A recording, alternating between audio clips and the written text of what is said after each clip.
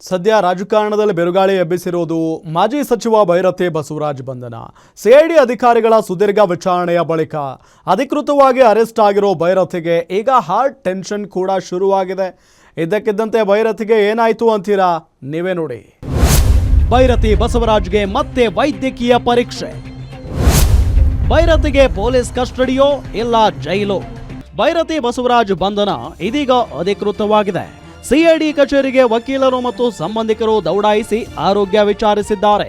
ರೇವಣ್ಣ, ಮುನಿರತ್ನ ಇದ್ದ ಕೊಠಡಿಯಲ್ಲೇ ವಾಸ್ತವ್ಯ ಹೂಡಿದ್ದ ಭೈರತಿ ಬಸವರಾಜ್ಗೆ ಸಿಐಡಿ ಕಚೇರಿಯಲ್ಲಿ ಆತಿಥ್ಯ ನೀಡಲಾಗಿತ್ತು.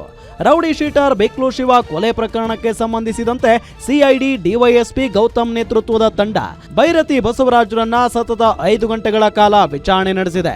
ವಿಚಾರಣೆಯ ವೇಳೆ ಸರಿಯಾದ ಸಹಕಾರ ನೀಡದ ಹಿನ್ನೆಲೆಯಲ್ಲಿ ಅಧಿಕಾರಿಗಳು ಅಂತಿಮವಾಗಿ ಅವರನ್ನ ಬಂಧಿಸಿದ್ದಾರೆ. ಇನ್ನು ಬಂಧನದ ಬೆನ್ನಲ್ಲೇ ಭೈರತಿ ಬಸವರಾಜ್ ತೀವ್ರ ಆತಂಕಕ್ಕೆ ಒಳಗಾಗಿದ್ರು ಎನ್ನಲಾಗಿದೆ. ಭೈರತಿ ಬಸವರಾಜ್ಗೆ ಮೆಡಿಕಲ್ ಟೆಸ್ಟ್ ಮಾಡಿಸುವಾಗ ಆರೋಗ್ಯ ಏರುಪೇರಾಗಿದೆ. ಬೌರಿಂಗ್ ಆಸ್ಪತ್ರೆಯಲ್ಲಿ ನಡೆದ ಪ್ರಾಥಮಿಕ ವೈದ್ಯಕೀಯ ತಪಾಸಣೆಯ ವೇಳೆ ಇಸಿಜಿ ವರದಿಯಲ್ಲಿ ಅಲ್ಪ ವ್ಯತ್ಯಾಸ ಕಂಡು ಬಂದಿದೆ. ಹೀಗಾಗಿ ಹೆಚ್ಚಿನ ತಪಾಸಣೆಗಾಗಿ ವೈದ್ಯರು ಈಕೋ ಪರೀಕ್ಷೆಗೆ ಶಿಫಾರಸು ಮಾಡಿದ್ದಾರೆ. ವರದಿ ಬಂದ ನಂತರವಷ್ಟೇ ಭೈರತಿಯನ್ನ ನ್ಯಾಯಾಧೀಶರ ಮುಂದೆ ಹಾಜರುಪಡಿಸಲಾಗುತ್ತದೆ. ಇದೇ ಪ್ರಕರಣದ ಮತ್ತೊಬ್ಬ ಪ್ರಮುಖ ಆರೋಪಿ ಮಲಯಾಳಿ ಅಜಿತ್ನ ಜಾಮೀನು ಅರ್ಜಿ ವಜಾಗೊಂಡ ಬೆನ್ನಲ್ಲೇ ಪೊಲೀಸರು ಆತನನ್ನು ವಶಕ್ಕೆ ಪಡೆದಿದ್ದಾರೆ.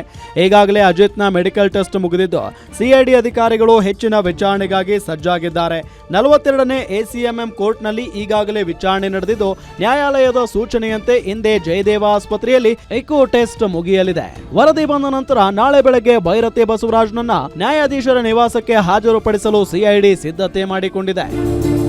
ಒಟ್ಟಿನಲ್ಲಿ ಕೊಲೆ ನಡೆದು 8 ತಿಂಗಳು ಕಳೆದಿದ್ದು ಚಾರ್ಜ್ ಶೀಟ್ ಸಲ್ಲಿಕೆಯಾಗಿದ್ದರೂ ಸಹ ಈ ಕೇಸ್ನಲ್ಲಿ ಹೈ ಡ್ರಾಮಾ ಮಾತ್ರ ಕಡಿಮೆ ಆಗ್ತಾ ಇಲ್ಲ. Ajay Kumar, crime bureau, guarantee news, Bengaluru.